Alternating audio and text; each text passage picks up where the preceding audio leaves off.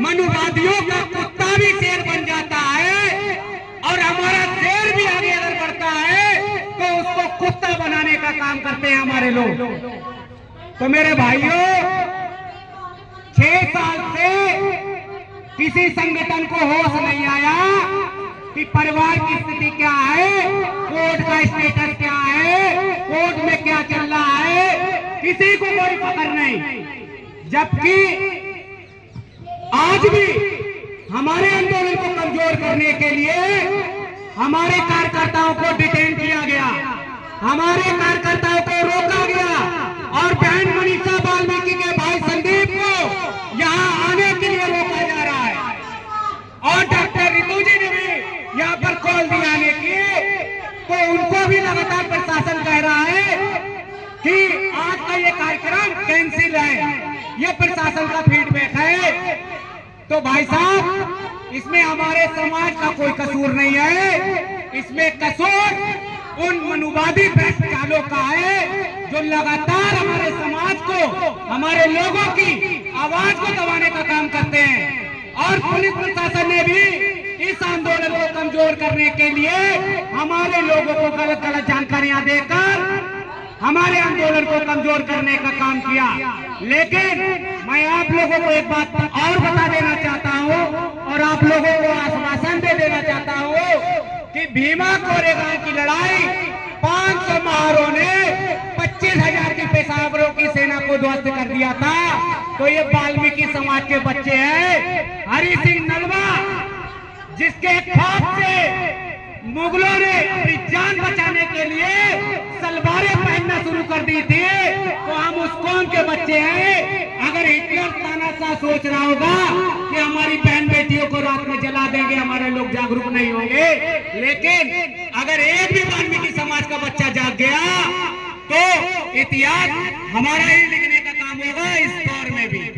हमारे भाइयों, हमें आज मैं फिर एक बात कहना चाहता हूं आप सभी लोगों से कि भाइयों, वो बलात्कारियों को बचा रहे हैं, वो हत्यारों को बचा रहे हैं। हमारा अगर कोई यहाँ तक पहुंचता है आवाज उठाने के लिए, तो उसकी भी टांग खींचने का काम किया जा रहा है, उसको भी पीछे घसीटने का काम किया जा रहा है। जबकि उस बच्चे की, उस समाज के, उस संगठन की हमें भुजाएं बनने का काम करना चाहिए, जो लोगों की आवाज बनने का काम कर रहा है।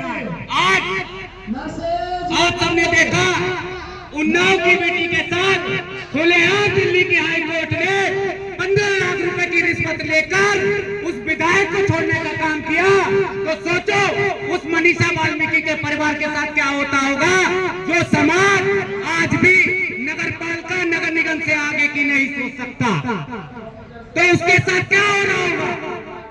अब बात आती है बड़ी बड़ी नारी शक्तियों की, बड़ी बड़ी नेताओं की, दूसरे जाति के संगठनों में शामिल हो जाती है, बेटी बचाओ बेटी का नारा लगाती है। जब बात आती है मनीषा वाल्मीकि की, तो मुंह पर चुप्पी सभी लोगों की क्यों साथ जाती है। तो साथियों, आप लोगों को सोच लेना चाहिए, आपका अपना ही अपना हो सकता है।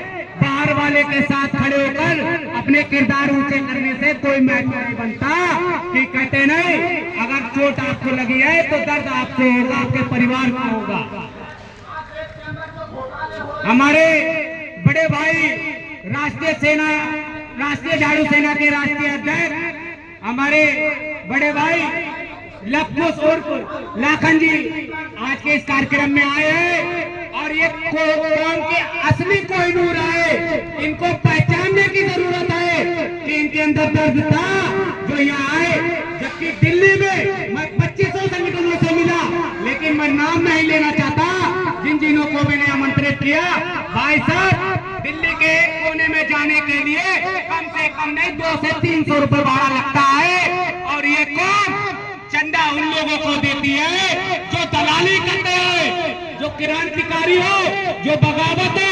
ये भाई हमारे बीच में है जो हमारी वीडियो शूट कर रहा है। इसके पास इतनी आर्थिक स्थिति से कमजोर है क्योंकि एक ईमानदार यूट्यूबर है, ईमानदार से लोगों की आवाज उठाते हैं। अगर यही चाटुकार होते तो इनको भी इस तरीके की परेशानियों का सामना नहीं करना पड़ता। तो हमारे बीच में हमारे भाई आए लखन जी, मैं उनका अभिनंदन करता हूँ और उनसे निवेदन करता हूँ कि वो अपनी बात रखे, समाज को संदेश दे। क्योंकि देखिए समाज में लोगों को बुलाने का काम किया जाता है, लोग आज भी संगठन देखकर मुंह देखकर आने का काम करते हैं। अगर यहाँ पर कोई बड़ा नेता आता तो हमारे लोग छुट्टियों पे लगा दिए जाते, जबरदस्ती हमारे लोगों को, सफाई कर्मचारियों को बसों में भर भर के ले जाया जाता है। तो भीड़ उनके पास भी नहीं है जो भीड़ दिखाने का काम करते हैं।